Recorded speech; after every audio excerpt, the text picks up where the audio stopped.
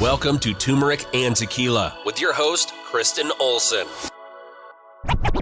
Questioning a better way, one gracefully disruptive conversation at a time.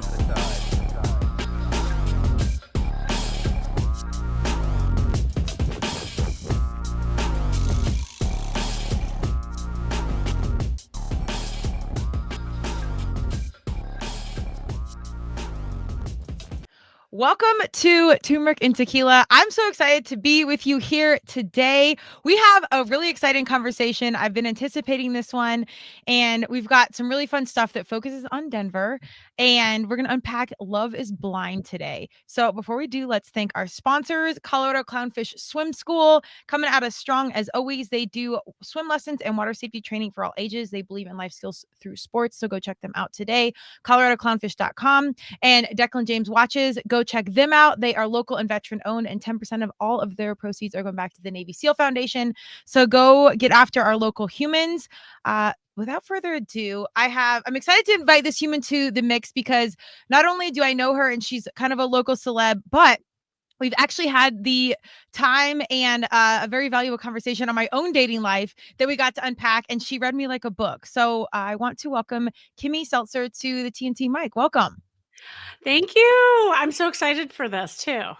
Me too. And I know you're in high demand because Love is Blind in Denver just popped off.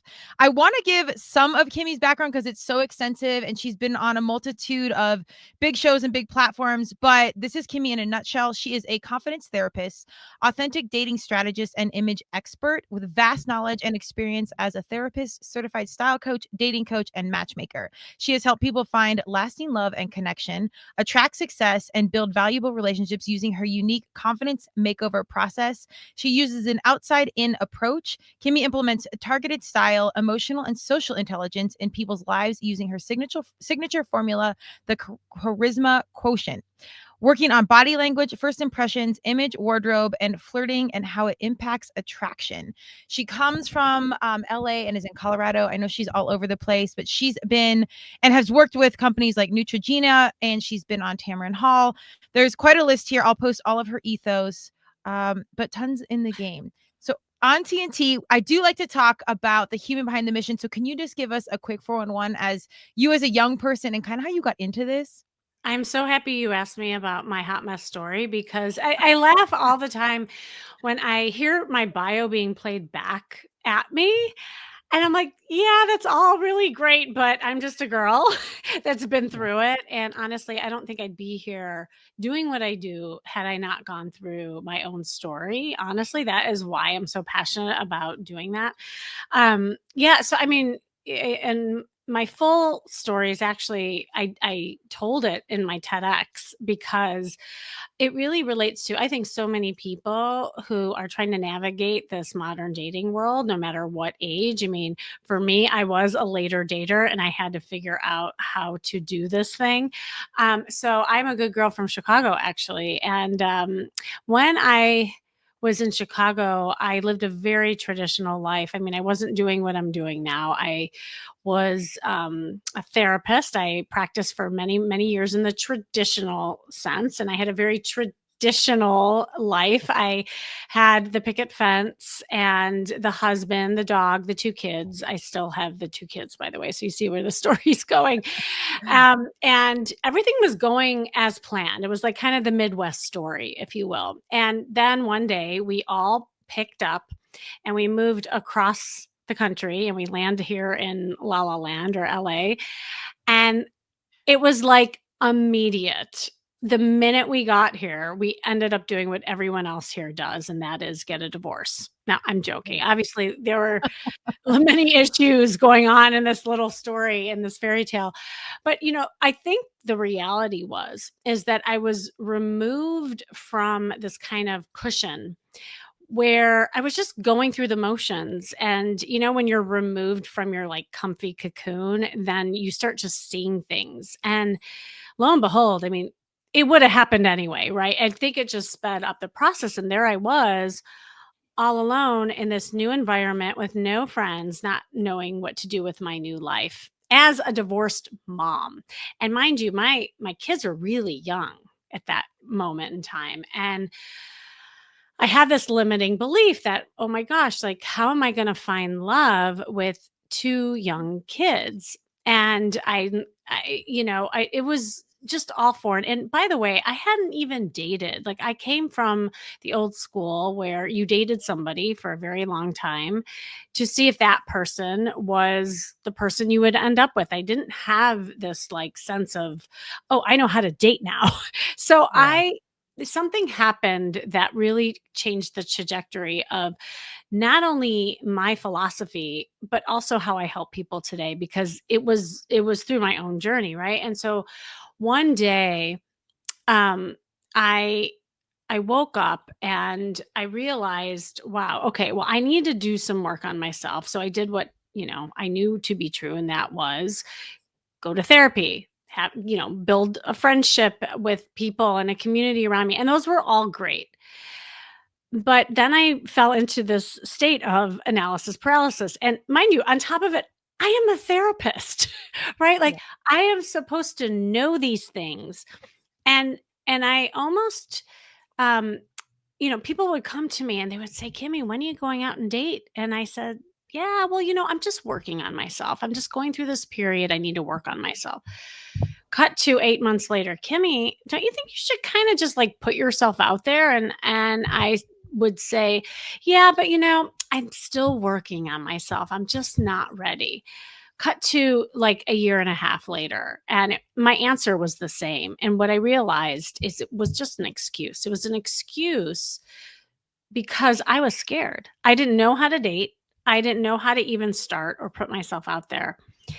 So I decided, after just waking up one day, there's always that one day where things just start shifting. And I know you and Yeah. I had a conversation about, like, at what point do you make a change for yourself? And I don't know what happened. I was so fed up because when I looked in the mirror, I hated what I saw. Hated. Like, I was like, "Oh my God," like, I was not wearing this bright red. I was always dressed in black.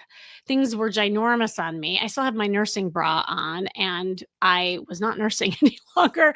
My hair was a mess, wearing flip-flops. You get the picture. It was not pretty. But more importantly, I didn't feel pretty. And Yeah. when I looked at myself, I'm like, gosh, I wouldn't date me.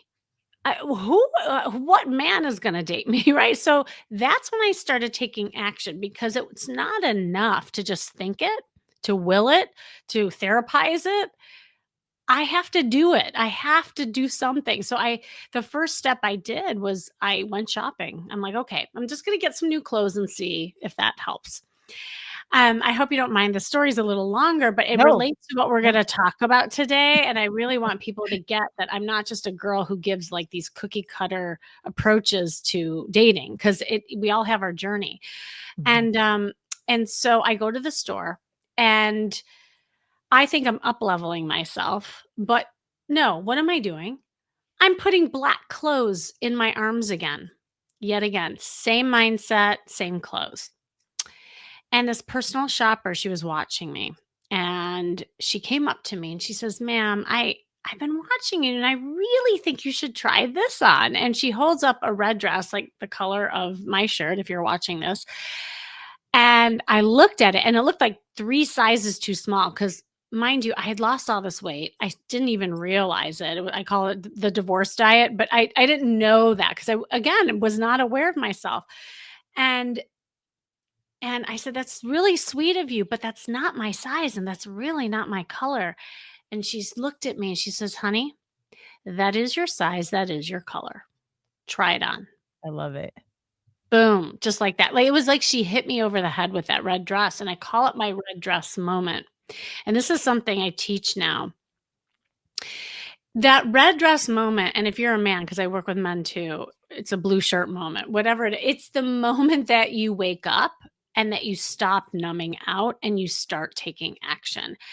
And it was like she had a megaphone in my ear. And so I grabbed that dress because I really heard her. I'm like, yeah, I need to do something different. So I take it, I squeeze into it, I twirl around like Cinderella, and I look in the mirror once again, and boom. I was like, oh my God, I'm a princess. Like, I hadn't seen myself like that in so long because I was in this like dark period. And it woke me up. There's this visceral response that I started getting in my body. I'm like, wow, like I feel different in this. So I bought it as a costume. I still didn't buy it like mentally, but I bought it then. And I said, okay, I'm going to do an experiment. Kind of like the Love is Blind. Like I am going to go out into the world and I'm just going to see like what happens with this red dress. And Kristen, I kid you not, like I wore it everywhere, to the grocery store, walking my dog, like, I and love I it. just wanted to see what happened. And a funny thing, everybody, including men, started noticing me, and I didn't like it. Like this whole time, I was thinking, okay, well now I'm ready. Now I'm gonna date. Just twirl my hair. I'm ready to go. No, I hated it. I hated the attention. Because deep down I was scared. I had, again, that limiting belief, like who would love a single mom? And so I had to get over just being seen. I had to get really used to that. Like before I could go out and swipe right, I I had to buy it, right? So I realized in that moment that there was this symbiotic relationship between the outer and the inner when it came to confidence, when it, just like having everything synthesized. Because up until then, as a therapist, I thought it was all about the inside out. And now I flip it. And I believe it's actually from the outside in, because it's not enough to think it. You have to do it. And you have to market yourself so that people really see it. So I got used to it. I mean, and so the very thing I was scared of, I now teach and preach. And I mean, obviously, there were many other stories along the way, but that is really what catapulted me into all this. And that's why I use that formula called the Charisma Quotient. It's also the name of my podcast, where I'm looking at different aspects. So, style intelligence is what I call it, is kind of the outer. It's the energy that we put out into the world, because what you put out is what you get back. And that internally increases your confidence. And then you have to work on like your emotional and social intelligence, which those are the three pillars. But that's kind of what got me into this whole thing. It's so wonderful to hear, and thank you for sharing that, because it's really important, particularly for TNT's audience, because we do have some humans that are very well versed in many games, and they're question askers and they're graceful disruptors. They want to know that not only like you have the degrees and the knowledge and this that, but you lived it. Like this is from real heart space experience, breakdown, breakthrough, and you've walked through it. And I think particularly our younger people, like they want the real stuff. They want to hear the ethos. It's not the degrees and whatever. It's like, what have you done and how did it change you? And I just don't think there's no other better place to teach from than that authentic experience. And also leading with that vulnerability of like, I didn't always have it all put together. Like I had to break down to figure it out to get through this breakthrough. And now I can share the intel coming through. And I couldn't agree with you more. As two female entrepreneurs, I think we're really good at building the brand and making the business look good and the logos. And we forget that we have to put that back on us, because we usually treat ourselves or do for ourselves last. Do you hear that a lot with your clients? Oh my God. I would say 90% of the people that I work with are overachievers, over caretakers, people who worry so much about other people, what other people think, that then they lose themselves. And I'm a recovered over caretaker. I mean, obviously I was a therapist, right? And I still am, obviously, but it's something that, and again, it goes back from our childhood. Like if you want to get really psychological, like usually we learn that role at a very young age, whether we have to or it's just something that served us. So we just get really confident and good at being an overachiever and being an overgiver and all of that. So the problem with that, just like anything, like we all have different issues. One of the things that I see is that when you do that, you attract takers. So that could be narcissists, fixer uppers, you name it. They look in, they're kind of this in the same costume, wearing different masks, but you unzip it and you're like, oh my God, there's the same guy. How did they get there?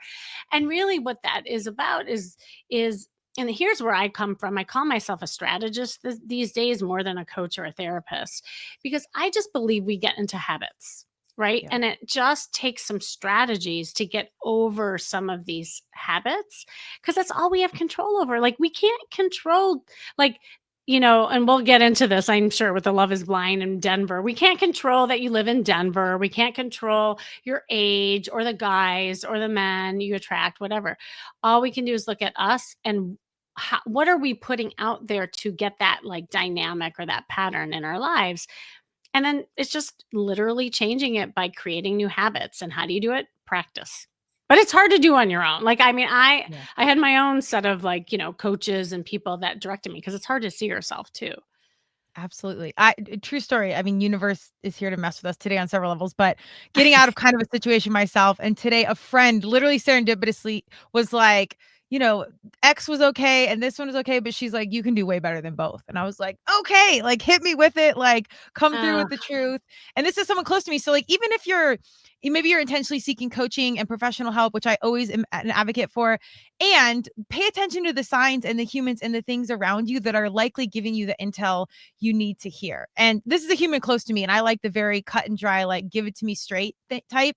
But keep your good people close and listen to what they're saying, and then have that awareness and openness to receive, and then likely go get a professional to help you adjust some of these habits. I do want to give a quick background on Love is Blind, just because this one really I'm not just doing this conversation because it was in Denver and I'm like hyper protective of our home city, but I want to really talk about, this is the first season that nobody has gotten to the altar and said yes, like in the 9 years it's done it. So if you don't know Love is Blind, here is the quickest recap.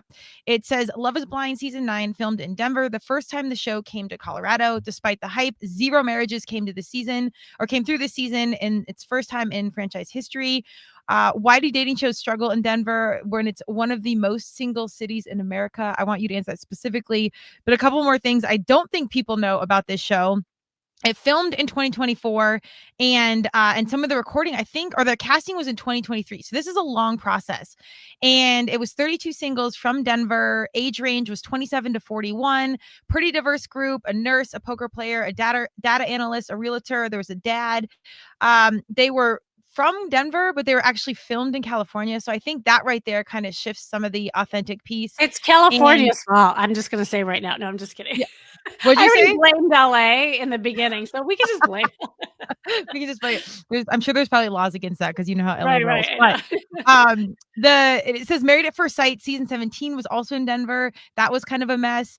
And the negative reaction in general is a little bit wild. So let's leave it there. And also, fun fact, Married at First Sight, I think 2 years ago, reached out to me, and I did take the initial call. I don't think I could have gone through with the whole process. I'm not a control freak, but I don't think having my life on that level at the time would have been good. That might be ironic for people that know me now, but I don't know. I couldn't have done it. So it was kind of funny. It hit closer to home than most people think. But let's start here.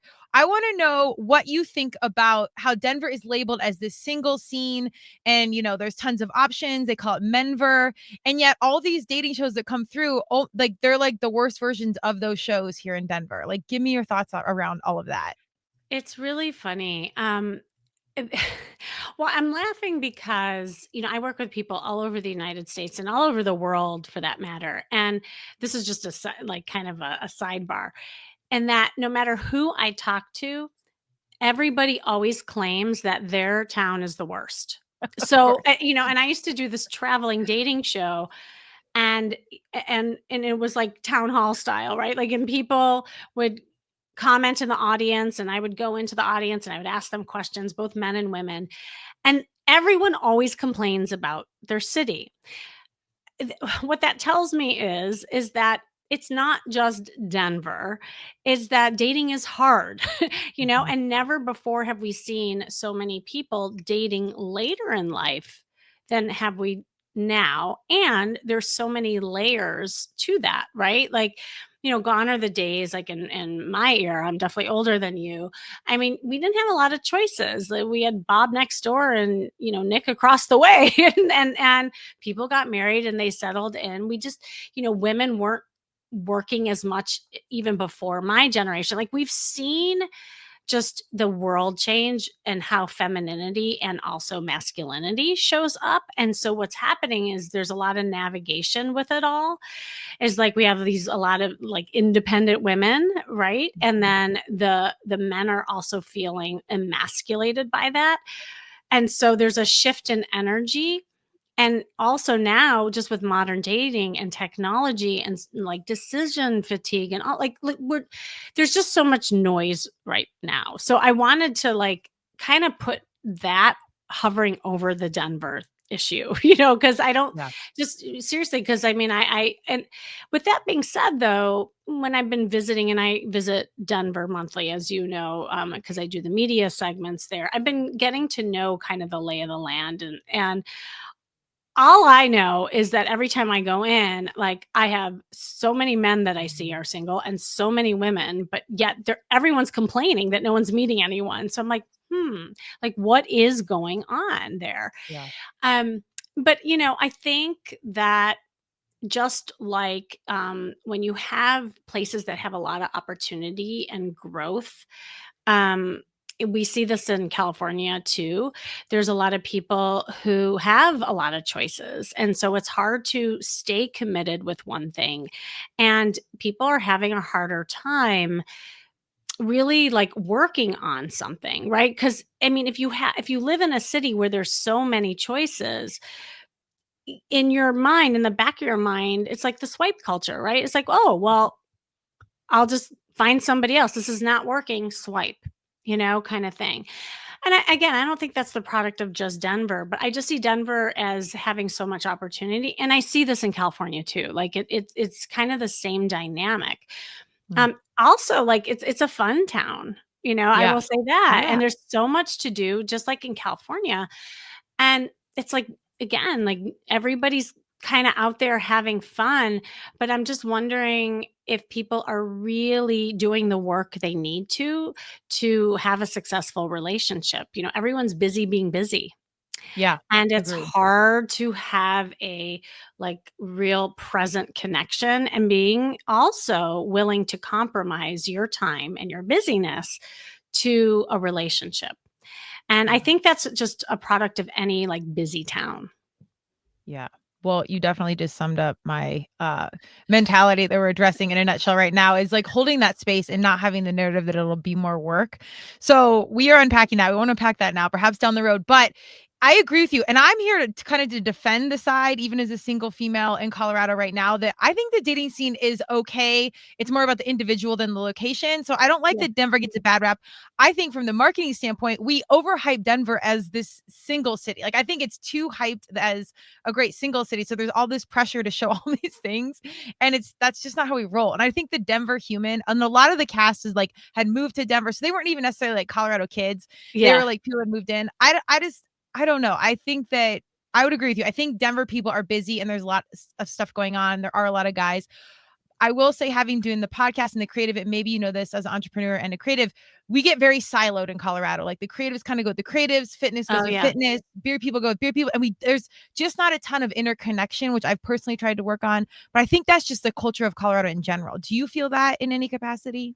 Yeah, no, I think there's truth to that. It can be a positive or negative, Mhm. because on one hand, like finding your tribe is super important. People who you're compatible with, who you can relate to. I mean, if you're a 9 to 5er dating an entrepreneur, like, can you really even get each other and each other's like sense of time and balance and flow with it? Right. And so I'm all for really like, finding kind of the communities of people that you are attracted to that feel like you. But at the same time, diversifying and kind of getting outside your bubble is also really important. Having variety. Um, I, you know, I actually I did a whole podcast on something that I call vacation mentality.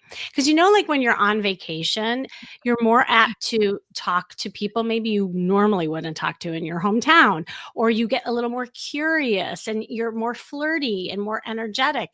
I think what might be happening too, when you get so comfortable in your circle, you forget some of those elements that are super crucial in flirtation and connection and really being present. Amen. That is so well said. We do kind of switch right out. And that's a perfect segue because I want to talk about the psychology of love on the camera. And from your professional standpoint, like, is it that vacation mode you stay in? Or is it like you see people in La La Land on The Bachelor and Bachelorette? Do you think people just like get out of themselves and are easy, like it's easier for them to fall in love, whether it's blind or married at first sight or whatever?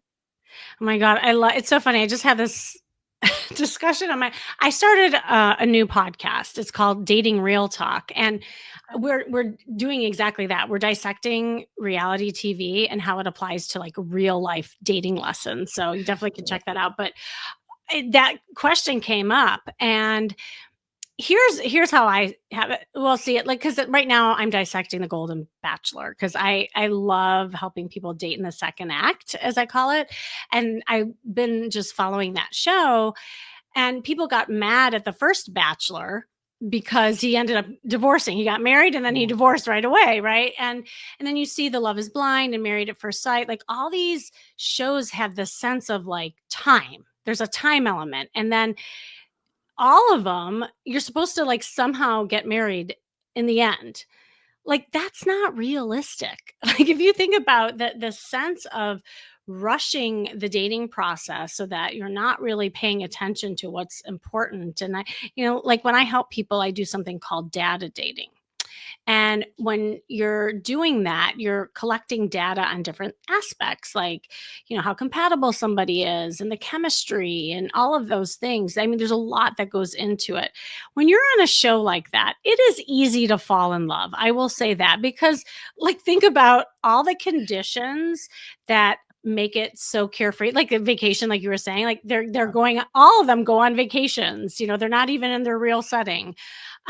They all get dressed up to the nines. They have hair and makeup people for the women, and the guys look amazingly dressed. Like, I don't know if they really dress like that out in the real world, And then even just the aspect of the adrenaline rush that happens, being on camera, getting famous, being on these like amazing adventures, the endorphins and the adrenaline is gonna simulate that feeling of being in love. It's that infatuation stage that we all feel when we get really like excited about someone, in the honeymoon phase. So in the end, I think all these shows hover in the honeymoon phase. We don't get to see the other phases in dating and relationships that is, I mean, it's crucial for a healthy relationship. Absolutely. Why do you think we want to watch this so much? Why do these shows? I'll give my reason why, but I want to hear from you first. Like, why are we obsessed with like this? Is like 10 million viewers nationally and internationally. Like, it's crazy. Why do people love seeing this? Well, you might be too young to know this. Do you know what Harlequin romances are? I do not. I mean, I've heard it. Wait, Harley Quinn, isn't that a Marvel? I don't Oh even my watch God, I TV. love that you said that. Yeah. No, well, so back in our day, and even before my generation, before we had this thing called the internet and movies that entertained us on TV, there were these books called Harlequin romances, and they were almost like ridiculous. I mean, none of the stories that you would read would you say it would happen in real life. It's like, the man on the horse shows up and you're riding, bareback on the horse with him riding into the sunset. And I just think we all love the fairy tale. Like it's a sense of escapism, but there's also, I think, a sense of hope. And if you're single, maybe it gives you that sliver of hope that people can find love, and to not give up and to maybe even motivate you to start doing something in real life. If you're married, and I hear this from married folks, they love it because they miss the single days. Like it inspires them to get their spark back in the relationship, right? Because a lot of times couples become a little bit too comfortable and complacent, and they forget about the excitement of the honeymoon phase.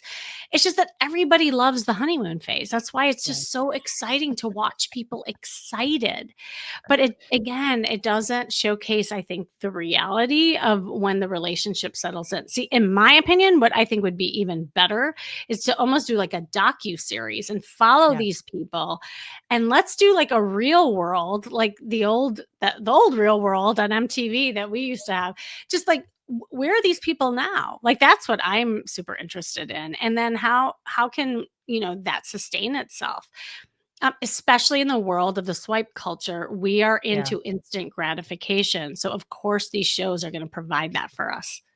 Oh man, I agree. I'm with you. I think I love just coming home and seeing quote unquote real people doing real things. I mean, major editing and whatnot, but it's Right. just something like some sort of authentic process. It's raw. I do kind of feel like I can learn from some things. Like catch bad habits that I do and I can almost see myself. So I'm like, oh, I know we do that. Like, don't do that. And you knew that dude was a fool, but you still leaned in and all these red flags, or there was green flags and you didn't lean in, or I don't know. So I do feel like there's some education in the process, even though it's a little bit cut and pasted. But yeah, I like that if that is true, people are seeking hope. There's something beautiful within that like there's still like something good going on in our society. Absolutely. And then to your point, I think on the flip side, people also like to see train wrecks as well because it makes them feel not so bad.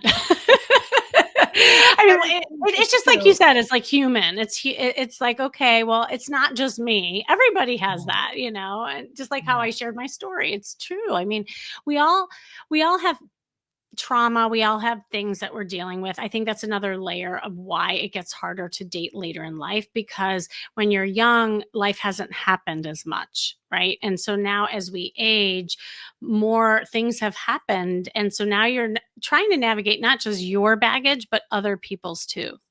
Yeah, absolutely. And I do applaud some of these, like Love is Blind. They do get into some of the deeper stuff, and you see some of the men crying and getting emotional. And I Yeah. think that's actually a real positive through line if you have humans that maybe aren't as open to conversations like this or therapy or whatnot, but you can see people in real time in a kind of socialite, like basic show getting into slightly deeper things that I do think open up the door and hold space for, different people showing emotions in ways you wouldn't normally see in like a production. Do you think if we did like a docu-series or I can't remember what Jessica Simpson and Nick Lachey did, like their original show where they kind of showed their relationship through the things and obviously inevitably ended. But like if someone videoed it, do you think that would negatively impact a couple? Or like do you think the cameras and the lights and all of it impact the relationship?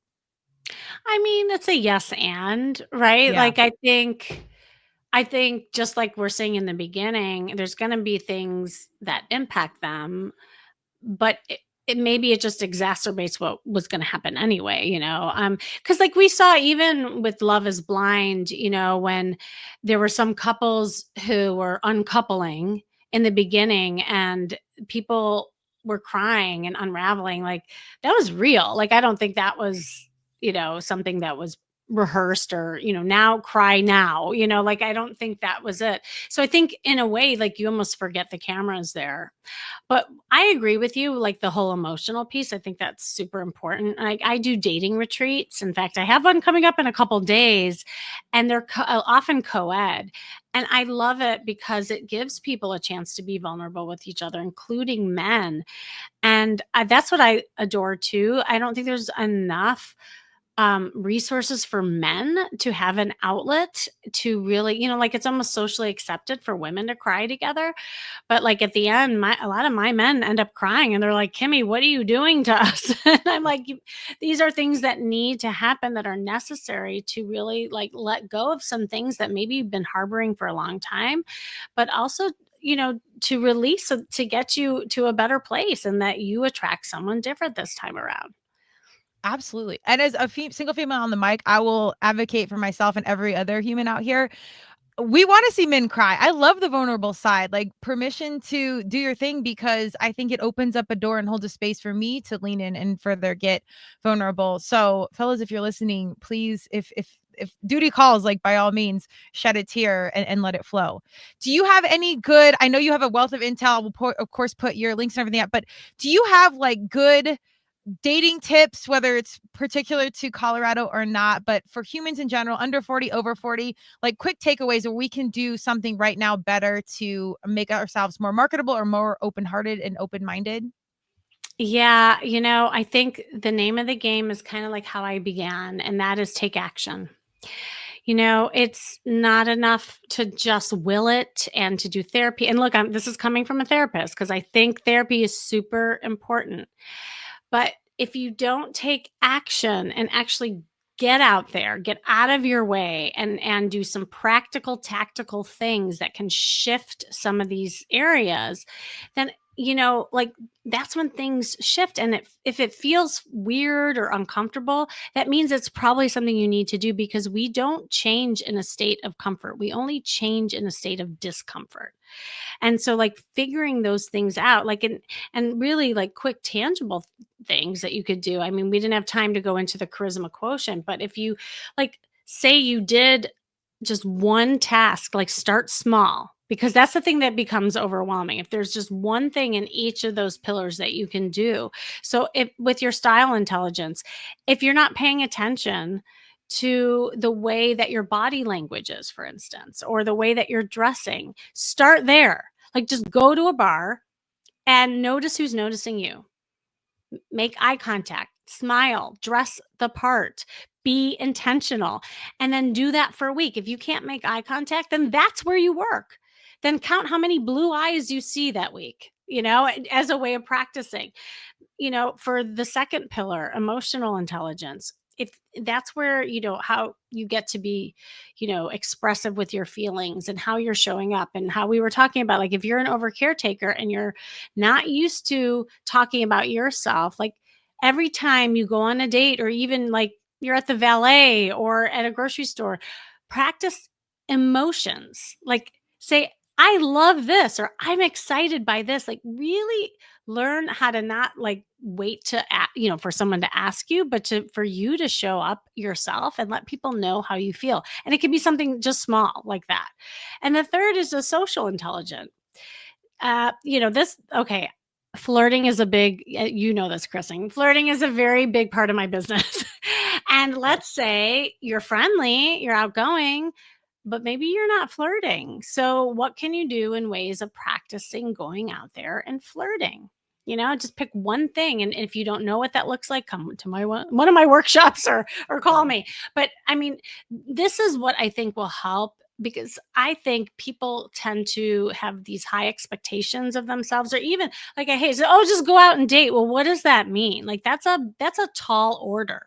What if you said, instead, I'm going to go out there and practice eye contact. I'm going to go out there and have 3 dates and practice flirting.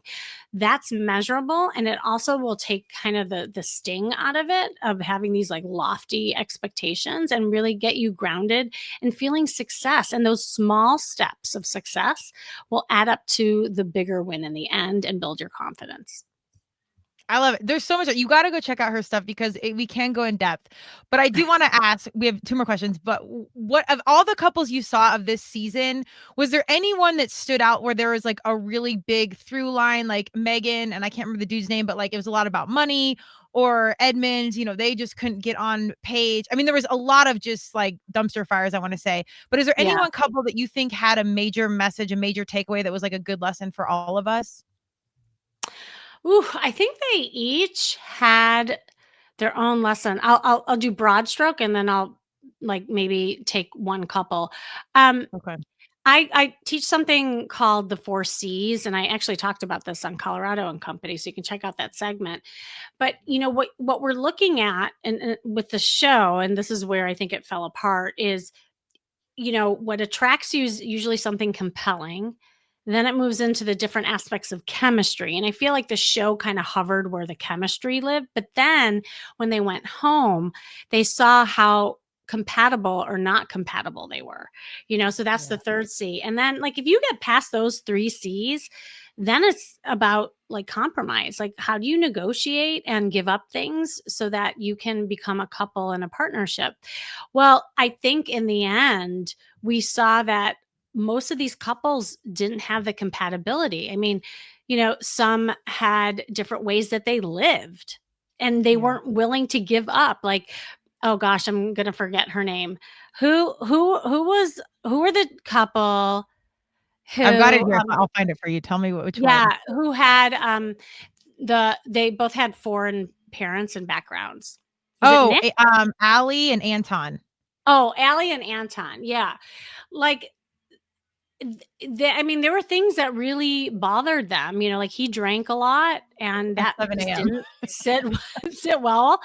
And she just wouldn't lift a finger and, like wouldn't clean after herself. And she just doesn't clean. And that's just not her thing. So, like, if that was a couple in the real world, like, if they really wanted to fight for each other, how could they come halfway? Like, how could they accept that? Would he be able to get help around his drinking and reduce his drinking? Would she learn how to make a bed? I don't know. Like, these are things. They each had their own little thing. I mean, I think the biggest difference was probably Sparkle, Yeah. Megan, and what was his name? Jordan? Oh my gosh. What was his name? I think it was Jordan. Yes, Jordan. Yeah, good job. Yeah. It is. So, like, they had the bigger, like, issues compatibility wise, right? Because they came from very different backgrounds. The financial values were very different. He had a kid, she did not. Like, there were some major, like, compatibility issues that they had to sort through. But at the end of the day, again, it comes to compromise. Like, if you have so many good things, are you willing to give up something to get something and work on it? Because relationships are work. Oh, wait, I'm just unpacking that. Don't tell me that right now. Like, just lie to me and tell me it's not going to be. But no, I'm with you and I hear you. And I think, yes, in my own narrative, I know it's me being open to doing the work in the best way. I'm a hard worker. I love CrossFit. Like, we love beating ourselves up. So that will not be the problem long term. We just got to get there. But I really want to touch on this quick and I will let you jam. The whole thing with women making more money than men. Can we unpack that slightly of, like, is this a big problem you hear a lot of? Because as an entrepreneur and I'm out here hustling, doing my thing, it's come up in relationships and I'm not even to the status I want to be, but it's been a conversation, maybe not about money, just about bring a bright light or having a certain energy. It's a convo. Do you hear this a lot in your professional experience? I definitely think this is a whole podcast, I thought so too. honestly. We'll come back to Yeah, I'm like, how do I button this up in one sentence? Because I know we both have to go. I will say there's a lot of layers to that, right? It's not just about women making more money. I will say that. There's feminine and masculine energy that goes with that. It's your value system that goes with that. It's how you communicate that goes with that. Um, because women will come to me and say, really need a man who can handle me. Like, a lot of times women complain that men are intimidated by the fact that maybe a woman makes more money or more successful. But that, like, there's more to that than just that. It isn't just the intimidation factor. There could be other things. It could even be like mannerisms and your body language and, like, how you're making a man feel by the way that you're going through life, and again, and it's not about dumbing down or changing it. It's looking at all of this stuff energetically. And that's why it's so important, like, when I'm working with someone, to get someone's full story. Like, there's no cookie cutter answer to this because it is not one size fits all.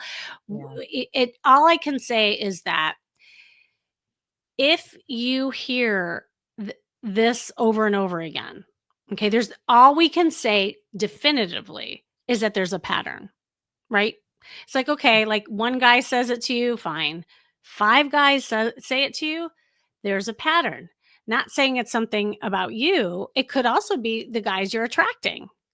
So it's like, right? Like, there's so many things that we have to look at.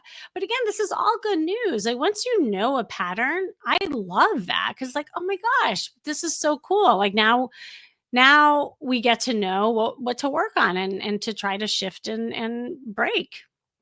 I love it. That's going to be our intro to our conversation we'll have in 2026, specifically unpacking all my strengths and weaknesses. But okay. I love all the intel because there's so many ways you can go on this. I just wanted to keep it fun and light around Love is Blind. Last question for you specifically. What is success to you right now? To me personally? Yeah. Oh, or I mean, okay. So to me, like, success, I don't know. I have so many goals that I want to accomplish for myself, both for my career and health and, like, kind of like different aspects of my life. I'm just at a place where I feel really blessed where I want to just reach more people like that. That's kind of my hope. All this media, I mean, it's great. But my reason behind it is I just want to reach out and have people know that they don't have to give up hope, that, that they're not alone. I know I felt really alone. So, looking at 2026, I really want that. In terms of my definition of success for people, again, that lies within the person, because I've worked with people, their success was that they found a partner after working together. I've had people for the first time, they felt sexy and confident, and for them that was successful. So it's whatever you want to work on, but success does not have to look like marriage. Like, I really want to make that clear, because not everyone needs that, looking for that. Like, it can look in so many different shapes and forms. Amen. I love this. We have a lot to talk about in 2026, and we're definitely in alignment with just love yourself, love your neighbor, love your lover. Like, we got it. The world needs some healing on so many levels, and that will also be TNT's theme for the new year, just healing in all capacities. So we'll come back to that. Hit us with links. Kimmy has a free flirting quiz that we'll put down below if you want to jump into that. I do think flirting is a huge piece of the game. I'll also be taking that quiz and leaning in, but give us links, handles, anything you want to share. Yeah, well, the quiz that you flirted with is a flirt quiz. So if you want to know what type of flirt you are, just go to flirtover40.com. And if you're under 40, by the way, you can still take the quiz. It was a cute name for it. I also have another quiz. If you go to kimmyseltzer.com/quiz, you can see what kind of dater you are. It's more of like a dating diagnosis quiz. So I have all kinds of things. If you just go to kimmyseltzer.com, you'll see all of that on there. And then also all my social handles are at Kimmy Seltzer, and that's KIMMYSELTZER. And you can check me out on my now 2 podcasts, Charisma Quotient, which I've been doing for 8 years, and now my new one, Dating Real Talk, and you can find them everywhere. Let's go. Right on time on so many levels. I appreciate your time and energy. She's on a ton of stuff locally here in Colorado, so look for Kimmy all over the place. Go check out her website. Her and I will be reconnecting. I'm excited to maybe even do some in real life, real time things. But I want to give a thank you to our sponsors, Colorado Clownfish Swim School. Check them out at coloradoclownfish.com. Water safety is huge. That'll be something we're focusing on next year. And Declan James Watches, local and veteran owned. Go check them out. Kimmy, thank you so much for your time and energy. Everybody get your pin, write down her info. Go check it out, because we got to heal the world. I will see you at a new conversation soon. Take care of yourselves and each other. Have a great day. Cheers. Thank you.